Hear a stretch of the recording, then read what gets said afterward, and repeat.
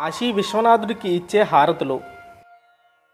కాశీ విశ్వనాథుడికి ఇచ్చే మొదటి హారతి మంగళహారతి.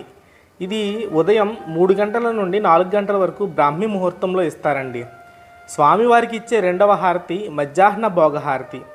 దీనిని ఉదయం 11 గంటల 15 నిమిషాల నుండి 12 గంటల 20 నిమిషాల వరకు ఇచ్చి స్వామివారికి నైవేద్యం సమర్పిస్తారు. ఇక స్వామికి ఇచ్చే మూడవ హారతి సప్తర్షి హారతి. ఈ హారతిని సాయంత్రం 7 గంటల నుండి 8 గంటల 15 నిమిషాల వరకు ఇస్తారు.